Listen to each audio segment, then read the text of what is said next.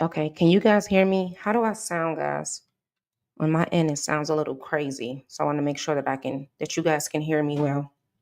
My audio has been really crazy. It really has. Alrighty. Miss Dolores, hello there. How are you? Evangelist, hello there.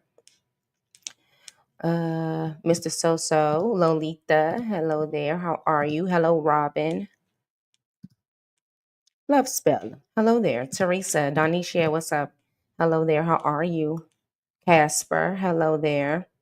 You hear me okay? For some reason, guys, my audio has been really bugging with me, and I can't figure out what's happening and why.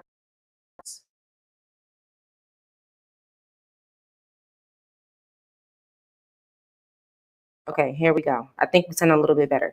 Alrighty, let's go. Alrighty, so today's story, we're gonna get into this whole CPS thing with out of Detroit. Okay, the reason why I wanted to get into this is because of the case of Naziah Harris. Okay, her case, it one thing, it has shaken everyone. This case has everyone in a chokehold, but many people are wondering, how was this able to happen? Okay, and me being someone that has taken time to look closely into the systems in which are supposed to protect our children, I know exactly why it happened. And it's because there's flaws. You guys know there's flaws in many systems across the nation where children are not properly being protected, reports are not being taken seriously. People are, investigating cases, but then they don't go the extra mile to ensure that the case closes out safely, leaving many children to either be harmed or even killed in some cases, like the case of Naziah Harris. Okay. But there's multitudes of cases that we could have saved a child if the CPS system understands its flaws. No matter how many audits are done, okay, it seems that we're coming up to one consensus. You guys need a rebuilding, and we've said this many times over here. CPS needs a rebuilding. Everyone across the nation feels as though that the Child Protective Services needs to be rebuilt, or we're going to continue to run into issues day to day. Okay, so it's too many holes. Okay, leaving us to ask ourselves, yes, we have done audits, but are we in too deep? And I think that we are. I think that the CPS system is so broken.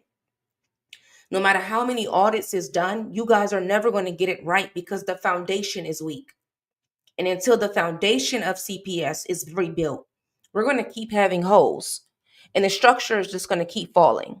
No matter where we are, no matter what state we are, county we are, jurisdiction we are, it's going to come out to the same thing. And that's because the foundation of the entire system is not strong enough. And it's just simple as that. Okay. So last week we looked at South Carolina. This week we're going to look into um, Detroit. Okay. Well, Michigan, because I don't know if it's me, but I feel like some of the most heinous cases come out of Michigan when it comes to child abuse or children that are not being properly managed and taken care of. I've heard some of the worst stories coming from Detroit, Michigan. I don't know if it's in the air. I don't know what it is that happens out there that causes this to happen to, the citizens, but I feel like they deal with more cases than a little bit. Okay? Way more than some states across the nation. I just don't know what's the cause. Um it should be the most strengthened system that we have because of children. It should be. All right? So what we're going to look at today is we're basically doing a deep down, in-depth investigation into the whole system. Okay. So for those of you that are from Detroit and maybe did not know, okay, your audit was done in 2018. One of your most worst audits that you guys have ever experienced was in 2018. Okay. Because there were so many flaws in your 2018 audit, it forced another audit, giving CPS the time to fix the issues that were already in the system that were broken in 2018. So when the most recent findings, which will happen in 2024, comes out, it was discovered that, yes, you guys have fixed some things, but there still is a problem. Okay. And that is the most recent audit was in 2024. Okay. What caused the 2018 audit is because of death of a child. What caused the 2022 audit? Death of a child. Okay. So let's get into statistics. So in 2024, Michigan's Child Protective Services had faced a renewed scrutiny following a follow-up audit by the Office of Auditor General. So the audit highlighted persistent failures within CPS ability to protect children for its abuse and neglect. So this review builds up upon a 2018 audit that uncovered serious deficiencies within the CPS system during its administration. Okay, so during that time, the governor was Rick Snyder. Okay, so despite Michigan's Department of Health and Human Services, otherwise known as the MDHHS, claiming improvement since 2018, there still is some substantial issues that remain to be unsolved within the Michigan CPS system. Okay, so here is the key findings from 2024. In 2024's audit, which reviewed CPS investigations between June 2021 and May of 2022, did reveal several critical issues. Failure to conduct timely face-to-face assessments. So CPS investigators did not consistently meet the requirement to conduct face-to-face assessments with suspected victims within 24 hours. This delay violates the state's child protection laws and jeopardizes the safety and risk of children. Also, number two was a non-compliance in closing category 3 cases. So investigators had closed cases categorized as low to moderate risk after assigning families to community-based services without significant follow-up or monitoring. This practice does not align with the legal and procedural standards for children's protection. Okay, so basically, they're doing a wash and repeat rush process of getting cases open and closed without a follow-up to see if those problems have returned again, if it's some things in which they need to look into, if it's some children that possibly needs to be taken. They haven't really been following up with cases. There also was another finding of partial progress in addressing past issues. So while CPS did make strides to referring cases to county prosecutors and completing investigations within mandated timeframes, these improvements were insufficient to address the systematic flaws within CPS. So the audit had found that CPS risk assessments and background checks remain to be unreliable. Now, this right here is what made me think about Naziah Harris' case. Okay? Because if CPS would have completed the background checks before allowing Naziah to go into the hands of her grandmother, before allowing Aziah to be in the home with a pedo, okay, Naziah would still be here. Why? Because there would have been extensive background checks on Annette. There would have been extensive background checks on Shannon. There would have been extensive background checks on Jarvis Butts. And Naziah would in fact still be here. Okay, so the challenges in the criminal background checks for was more than 50% of the cases across 2018's audit had showed that CPS had failed to conduct criminal background checks on individuals associated with abuse or neglect cases. The 2024 audit had noted continued shortcomings in this same exact area. Basically, they noted there's a problem, but they haven't done anything to fix it. But when you have more than 50% of the cases that were reviewed in 2018, that is insane. Over 50%, guys, of all cases that were investigated under this 2018 audit had issues. But yet and still in the 2024 audit, those things were not fixed. Now, if you pay attention closely to these dates, okay, the audit for 2024 have reviewed CPS investigations were between, so the dates that they reviewed these cases was 2021 and 2022. If you've been tracking the Naziah Harris case, if they would have been properly investigating like they were supposed to, the wrongdoings within Naziah's case in 2021 and 2022 would have been found, because they have alleged that Jarvis Butts was doing things to her around this time. So that if they were properly following up with a child who has been placed with her grandmother. Yes, she's been with her for years, but within these years, CPS has been called multiple times. Yes, she's been around her since a baby, but you have family members that do not live in the home who were calling the authorities around June 2021 and in May 2022, which means if investigators was going to check into the house, going to do background checks, going to see and follow up on the calls that was coming out, or speak to the children to ensure that stories are being told and they're being honest with the investigators. Because we know that Annette was manipulating the children and forcing them to not talk to the investigators and tell them everything. In that type of instance, the children can be talked to away from the parents. There are so many different programs to allow that to happen. So we have to ask ourselves, how deep was this investigation into CPS? Because the issues of Naziah would have been caught. Because there was an audit happening during that time. Not to mention, some of the calls came during that time. Some of the calls came between June 2021, May 2022. So that means her case and those calls would have came up within the investigation audit. They would have been able to see that there was a predator living in a home or accessing a home where children that were once part of CPS. Okay. So then you also have documentation and verification issues as well. So investigators frequently did not document interviews or provide justification for missing records. CPS failed to verify or document the safety and whereabouts of children in 13% of cases that were reviewed in 2018, with a similar issue persisting into 2024. This is how they've been operating for decades. This is how they have been operating for decades.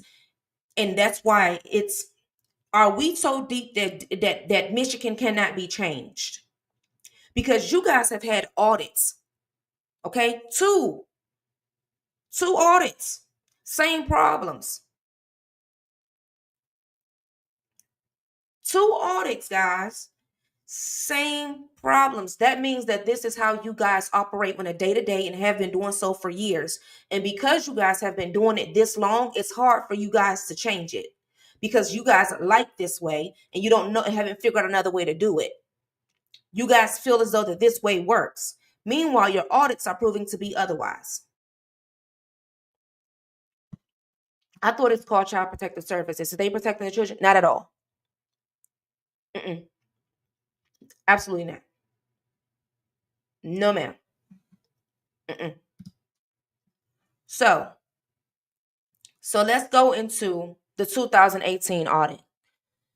So the follow-up audit had revealed notable improvements in several areas, demonstrating from 2018 to 2023. So enhanced supervising reviews. So the frequency of effective and supervisory reviews of CPS investigation activities had increased. In 2018, 82% of the investigations were reviewed within 14 days, and 85% were documented as a consultation before the disposition. By 2023, these numbers had rose to 94% and 98%. There was also an improvement in the central registry compliance, which is a clearance for individuals that are involved in CPS investigations, which jumped from 28% to just jumped from 28% in 2023. So the Michigan State Police criminal history records have revealed 54 felony and 119 misdemeanor convictions predating the investigations. So basically, the findings came before the investigation, y'all. These are people that they looked at that happened, the cases that happened before the investigation even started. Okay? So within those findings, they had in 65 cases, which was 41%, investigators failed to document a thorough review of CPS history for all family and household members. I'm going to go over that one again because this goes to Annette right here. In 65 cases, 41% investigators had failed to document a thorough review of CPS history for all family members and household members. This lack of documentation had left some gaps in verifying the CPS history for at least one individual per case. So because of this, right here, this flaw within Michigan is how Annette was able to get children, because they did not go to see if she had any other cases. Why? Because they're not documenting it. They're not properly documenting who has had past cases. So if you're not properly documenting who has past cases, you will never. Kids can go to anybody. They can get it. They can. That means that someone that has a prior case of abuse towards a child can get a child again in the state of Michigan. Why? Because Michigan is not documenting that. They're not keeping track of who has done what in the past to ensure it doesn't happen in the future. Then also in 58 cases, which is 36%, investigators did not review all previous CPS involvement for family and household members. While some CPS history was reviewed, documentation indicated that at least one instance of prior involvement was overlooked. That means they knew that this person had did something wrong prior to a child, but they chose to look over it and say it's okay. We're going to put a kid with them anyway.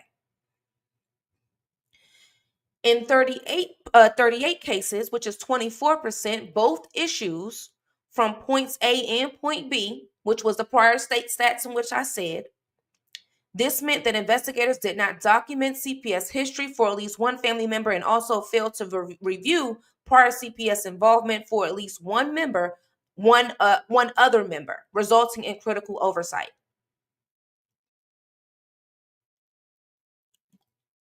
Okay, so this goes on the lines with, now they did do a little bit better within the 2024, but look at these statistics though. 41% in 65 cases, 36%. Okay, like it's a lot, y'all. It's a lot. 38%, 41%, 36%, 24%.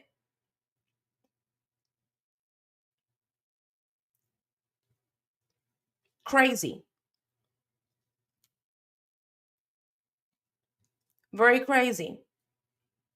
So, they also were able to find that there were people that had a history of either child sexual charges, child abuse, drug use. A lot of those things was found when they went to go look at some of these investigations. Now, these audits did come from cases in which were prior to the investigation.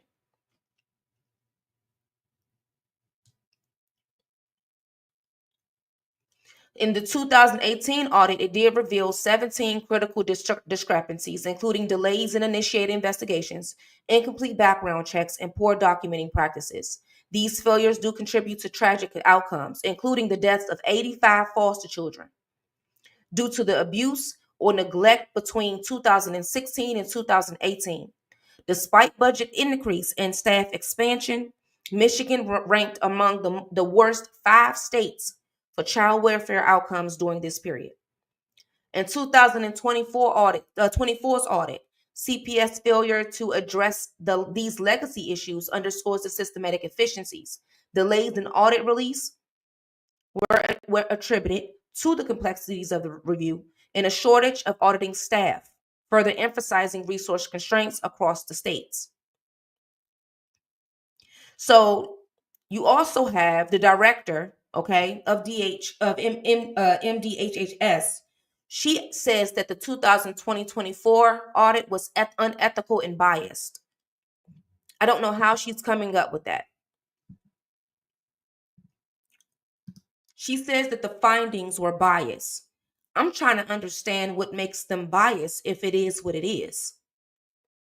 If you are the director, okay, you should want to know what your flaws are.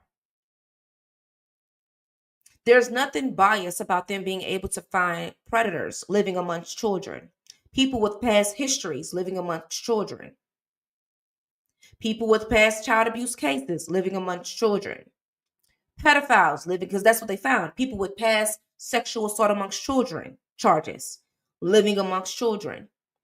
There is nothing biased about those findings because these type of people do not need to be around kids. This is crazy. This is crazy.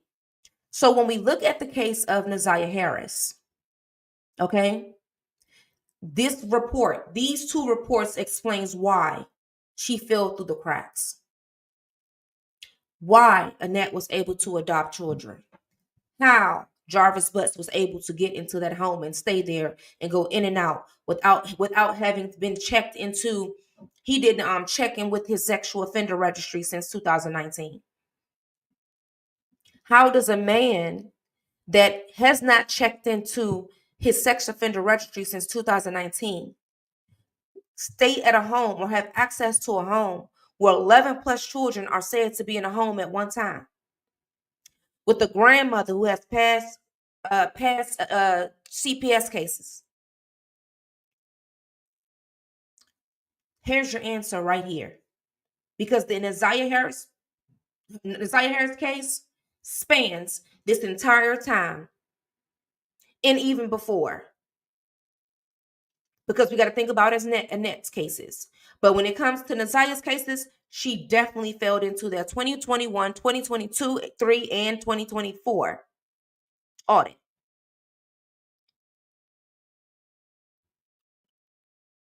But for Michigan to be ranked top 5 of the worst systems in this country would explain why we see the cases in which we see.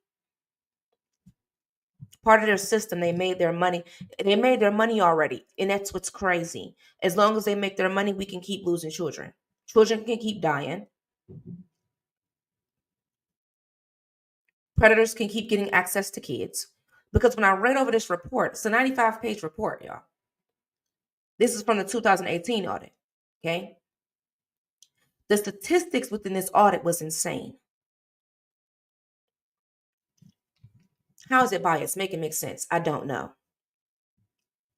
If you're someone that works in the field of children, I'm sorry, but I would want to know, if I'm in a position of leadership, I would want to know where I'm failing at,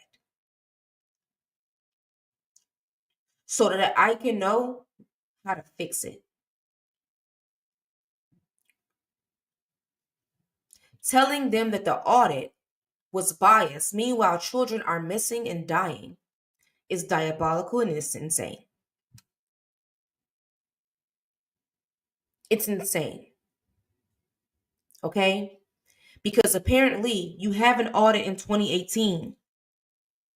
But when they come and run the audit 2022, 21 and 22, your audit from 2022 is not that much different from 2018. Not that much. Not that much difference. It looks like you guys made the minimal changes. But I'm trying to understand, how are you guys messing up on a basic level of a background check? That's what I'm trying to understand.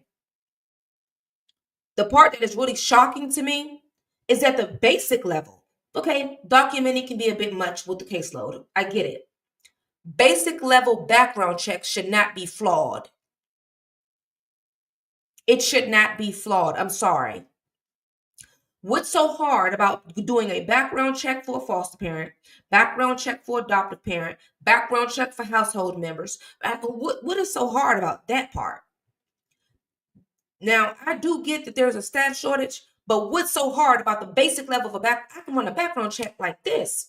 So I know if I can run it like that, you guys can do it at a higher and more speedy level. That's out of all of this, the biggest thing is it looks like at this point, you guys don't even care. You putting kids wherever you feel like they should go, just to get them out of you guys' hands. But a basic background check on you guys' level of CPS, no, that shouldn't be happening. Come on now. That doesn't even make sense. Hey, Nika, how are you? I used to skip class to sit in the stairwell with my school friend who would describe the abuse that she was encountering in foster care when she just wanted to be with her dad. Yeah, like kids are dealing with that. They're dealing with that. But when I read a report and it says background checks are not being completed, okay? Background checks. They're not seeing who has charges of what. This is very basic level. You would think that a person that has the responsibility to ensure that the kid is safe, that'd be one of the first things they'll do is run a background check. And what's so hard about you guys keeping a log or a system of who has previous cases? That's another thing that was kind of shocking to me. You would think you guys are working on every type of technology there is, but you can, for some reason, for some reason, our policymakers and our organizations cannot create a system that saves lives just to save our life. They can't make a system. I don't know what, but you can make a system for everything else. What's so hard about a database that monitors people who adopt children? What is so hard about that? We sit here crying about jobs. We crying about shortages. We crying about this and we crying about that. If you create systems, systems create positions. But the system that you have now is not working. You guys not even properly documenting stuff. That's basic too. It's basic. Documenting who lives in a household, what their charges are, what is their history. That's easy. So when you guys go marching into people's houses and you have your pen and pad, what do you guys do with that? Does it just sit in your office? Like, I'm really wanting to know, like, because when they go knock on someone's door, guys, and they come there with a pen and paper, they ask you all those questions. Do you guys just sit those papers on your desk or something, and don't bother them no more? Or, like, what do you guys do with the paper that you guys are using? Do y'all log it in anywhere? Because for it to be this level of statistics that are showing that you guys are not doing nothing with it, it makes me wonder if some of y'all, hey Truckiana, are some of you guys' offices just filled with files of people in which you've questioned but you've done nothing with? That's what it sounds like. That will get in the way with their big business. It's working for them, not the kids. That's what it's doing. So when we're looking at this case of Naziah Harris, guys, point to CPS. That's what you point to. Point to CPS. This was just like the case in South Carolina. Just like the case in South Carolina with the young girl that was burnt and beaten by the other two kids that were, all of them was in foster care together. Her case was missed during the audit. We just did that show last week. Here we go with Naziah. Her case was missed during an audit. So why is it that you guys are missing some of the biggest cases and it's coming in during audit times? Like, what are y'all looking at then?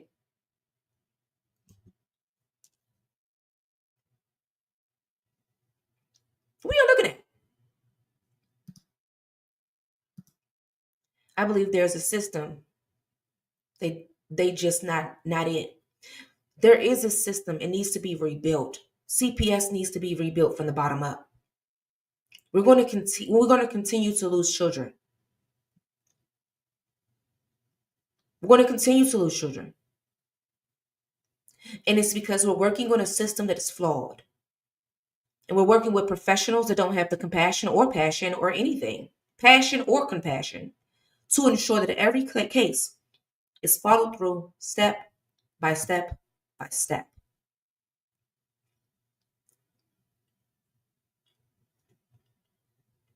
Step by step. Because I don't understand how you open up a file, you walk into a home, you ask questions, you talk to kids, you talk to family members, you talk to this, you talk to that, right? And the buck stopped there. You don't document this nowhere. You don't run background checks. While you guys are sitting there on your computers at people's houses, take the computer, open up the system, on the background check right there. Boom. There you go. What's your name? Put it here, run your name. Y'all just sit there in people's houses and y'all just take a pen and pad or take a couple notes. No. Have the background check sitting right there. That takes away time. Okay? So while you're talking to them, you take everybody's name that live in that household. Run them right then and there. Take those reports to the courts for determination of placement. Are these children safe here? No, they're not. It's a pedophile in here. They can't be here. That's how you do it. Take the computer as you go. Who lives here? What's their age? And it goes into the system right there. You guys go in there and ask, do you have food? Do you have this? No, we need to know, do you have food? Who lives here? What their prior charges are? What do they work at? How long have they been working there? Where's the parent at? Anybody use drugs in here? And log it in the system right there. That way we know that proper documentation is done. Because with this flawed system, what this is letting us know is that you guys are going to go talk to people. You take their notes and they go somewhere. I don't know where they're going, but they're not going where they need to go. But let's say if you guys take the system, take your computers, okay, get the documentation of who lives there, age, run the background check instantly right here, right there. If a child need to be taken up out of there, snatch them out. Why? Is it someone here that is on this drug? Is someone here with sexual assault charges? There's someone here with this. There's some that. Do you take it to the courts? We need a placement for this child here. Reason, there's a pedophile here that was just now convicted, that was previously convicted of sexual offenses in this year. This child would not be safe in this household unless this person is removed. Let whoever the guardian know. You can't have these children unless this person is gone, and we'll be coming to do monthly checks or 60-day checks to ensure that this person is not here. What's so hard about that? Am I making it seem too easy, or y'all making it seem too hard? Because I'm just one that believes that technology has come into a place where it shouldn't be that hard.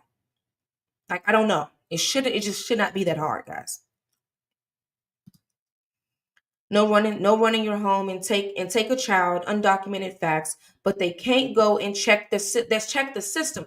They just quick to take a child from those that are trying, but leave the child with those that don't need them. That's another thing. You have a mother that is trying, okay? She is trying hard, guys. She's working the best that she can. She's trying her hardest to ensure that she got proper child care. She's trying to ensure that she has food for the children every day. She is working hard. She is working hard. They'll find a reason to take her kid, but leave Naziah in a house with a pedophile and a grandmother who has previous investigations. Instead of giving that woman who is trying, okay, it may be hard for you to, have your children. We'll give you a stipend here for your child care, or we'll provide this, and this, or a plan to ensure that you are able to take care of your children for this, and this. But we will not take your children. But we have a child who is on social media, okay, making a post on social media because of her love for a pedophile because she's never known what real love felt like. Okay, she's telling friends that she's going to run away. She goes to a teacher, lays out on the floor, and tells the teacher, I need to see a counselor. A grandmother who talks to them like trash every single day. An aunt who's in a relationship and keep having babies with a pedo. An uncle who is a pedo. An aunt who is a pedo. We're going to keep her right here, though. She can stay right here. But imagine if CPS would have done the proper documentation. Annette wouldn't have no kids.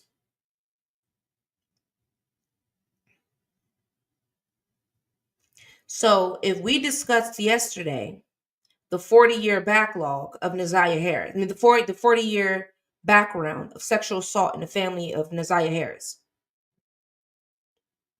And if Annette, let's use our critical thinking right quick. If Annette was able to hide this from when she was young having children, and here we are 2018, 21, 22, 23, 24, she's still having access to children. We are too deep in for the CPS system to be fixed, because the problems that she had then is the same problems she had now. And the problems that she had then that CPS did not properly fix is the problems that she had now that CPS did not properly fixed. So if that's 40 years ago, and we dealing with Naziah today,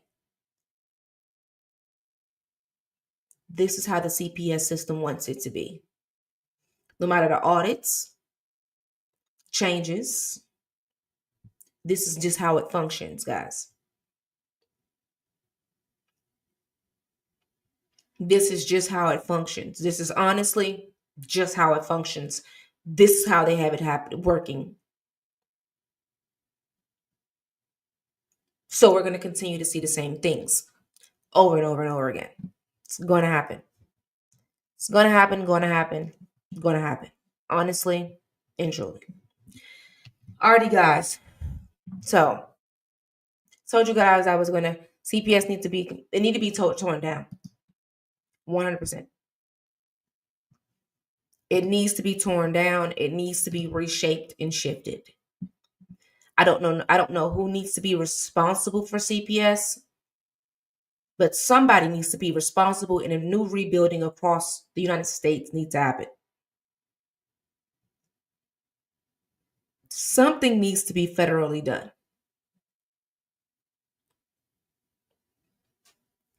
Something. Don't know what it is, but something. Yeah. Great show. Thank you.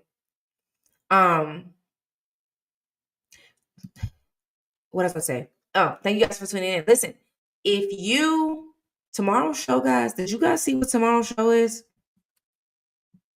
Did you guys see what tomorrow's show is? There has been a woman that worked in DNA, and they're having to review over 500 cases because this woman has done some faulty behavior with DNA, y'all. Possibly leading to false convictions and all type of stuff. We're going to get into her tomorrow, okay? Because with the world, 500 plus cases. Say, today's my birthday. Happy birthday, Miss Dolores. I hope you have an amazing birthday today. I really, really do. If the workers get violations, they should either get fired or fined, hit them. Or fined, okay? Hit them in the pocketbook. That should change some stuff. So finding them or getting them violated. Yeah. And depending on how many they had, okay? Depending on how many they had, they're fired. If you had a couple, like 1 or 2 fines, yeah, that'd be a great way. Look at us as the people, start saving the world. Something they can't figure out. No problem. No problem. So yeah, tomorrow, that is tomorrow's show, and it's already posted. Okay, it's already on YouTube and on Facebook side of things too. If you are new over here, please put a 1 in the comments, and if you are watching the replay, please put a child in the comments. Put a child in the comments. If you are watching the live, put a woman in the comments. Put a woman in the comments or a man in the comments, because it looks like that it's going to be us as the people to protect children. Okay, us as the people, because apparently the system that is built for us is not being built for us correctly and upholded correctly, or upheld correctly. So it's going to be very important for us to definitely, okay, look out for one another. Binary B, she wants to be oh wait, I said baby for the replay. Okay, you right today. All right, there we go. Lolita, are you a dancing mama? Trokiana dancing mama. Dolores, hello there. Thank you, thank you, thank you. Thank you guys so very much. All right, yeah. So I'll be back tomorrow.